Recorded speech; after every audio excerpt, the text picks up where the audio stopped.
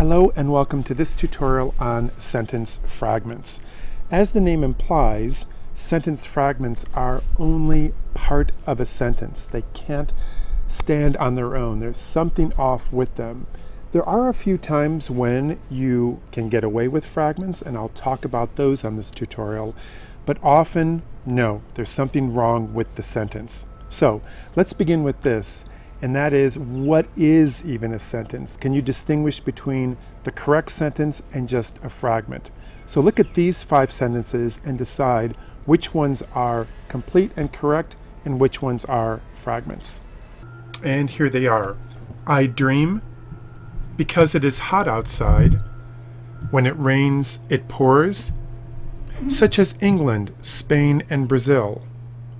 Bob eating everything on his plate. And then I added a 6th one. Mary told the salesman at her door, not today. Okay, look at these, decide which ones are fragments and perhaps incorrect, and which ones are complete sentences. And what I'll do is tell you the correct answer at the end of this tutorial. Between now and then, let's learn a few things, beginning with, what do we even mean by a complete sentence? Because the path to understanding what a fragment is begins with knowing what a complete sentence is. So look at this first one, I breathe. Okay, the first thing you notice here is that I breathe is really short. It's just 2 words. So this is the first important point, and that is, by sentence fragment, it doesn't mean that it's too short. Something as short as 2 words here can be correct if it's the correct 2 words. And 50 words could be a fragment if they're improper. So notice what we have here. We have the subject and we have the verb. Subject, verb. And that makes it a complete sentence. The same here. Subject, Tom, finished, verb. They're in the right place, they're in the right form. This is a complete sentence. There's no fragment going on here.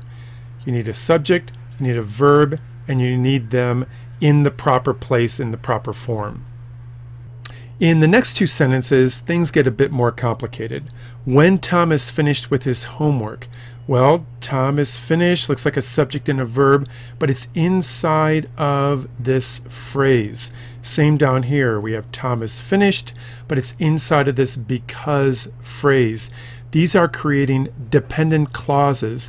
They depend on some other part of the sentence to complete it. So when Tom is finished with his homework, well, we can't just stop it right here. That wouldn't be a complete sentence. So it continues on with we'll eat, the subject and the verb that are outside of that dependent clause. So that makes it a complete sentence. Because Tom is finished, well, that's not enough there. We need more. We need the subject and we need the verb. We'll go on our vacation. These are complete sentences because there is more than just that phrase, that dependent clause, that makes it a complete sentence. And moving on down to the last complete sentence, Tom travels to many countries such as Ireland and Italy. Okay, complete sentence. We have Tom travels. All right, it's outside of a dependent clause. That will make it a complete sentence. I'm pointing this out because these examples, such as Ireland and Italy, are just additions to the sentence. They do not stand on their own. Many countries is the general word, and we have some examples of it, such as Ireland and Italy, with a comma connecting them. These are all complete sentences, as opposed to the following that are fragments. The first type of fragment is when there isn't a subject, just a verb. Like Tom is finished. Well, that's fine because we have Tom the subject, is finished is the verb. But then we have a period, a whole new sentence, and it goes finished before everyone else. We have the verb, but we don't have the subject.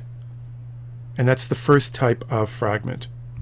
In the second situation, we do have a subject and we have a verb, but it's the incorrect form of that verb. Tom finishing before everyone else. Tom finished, Tom is finishing, but to have just Tom finishing, that's not correct. That will make it a fragment. The same down here. Tom, all right, we have a subject. To eat, well, yes, that is a verb, but it doesn't work in the sentence to make it a complete sentence. Tom eats everything on his plate. Tom is eating. Tom ate. Those will work, but not to eat and not Tom finishing. The third type of fragment is very, very common, and that's when you use examples alone in a sentence. That isn't really a sentence. My house needs a lot of work. Okay, that works. We have a period there. We have the subject. We have the verb. That is a complete sentence. But the next part is not. Such as a new roof, a new furnace, and a new water heater. There's no subject in here. There's no verb in here. We just have examples. That doesn't work. As its own sentence, you need to attach it to the first sentence. Comma here. Let me move up a little bit there. Comma here. Small s for such. And then we'll have a complete sentence. Oops, let me go out there. My house needs a lot of work, comma, such as a new roof, a new furnace, and a new water heater. That will work.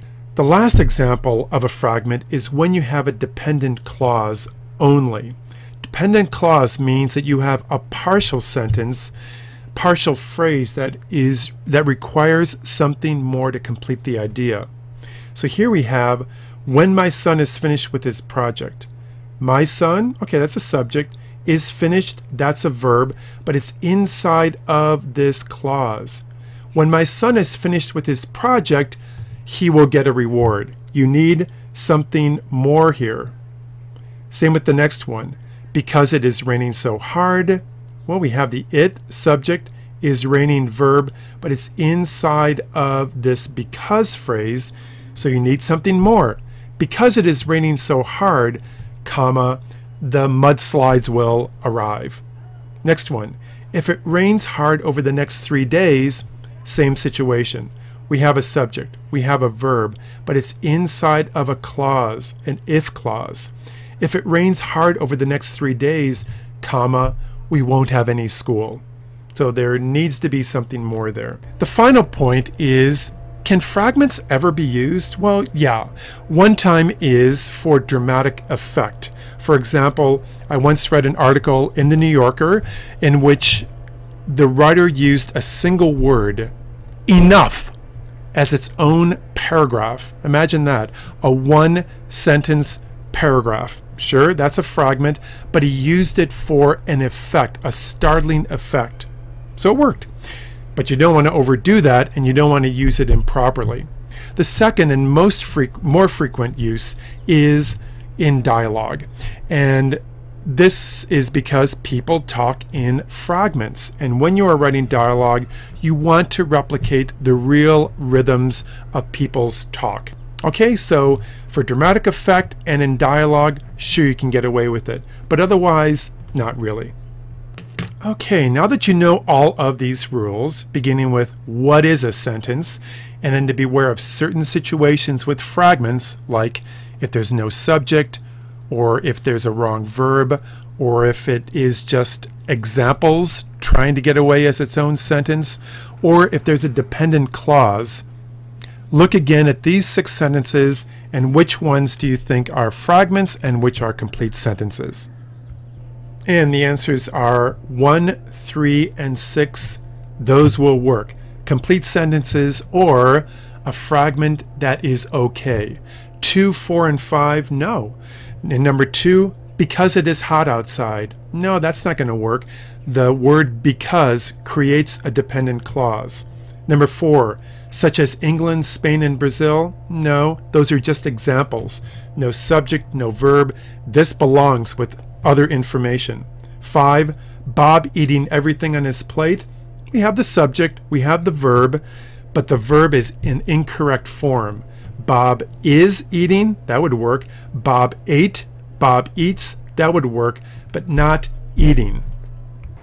And that's it for this tutorial on sentence fragments. So unless you have some unusual situation going on, You want to avoid creating just fragments. Make sure that your writing is in proper sentences. Okay? Bye-bye.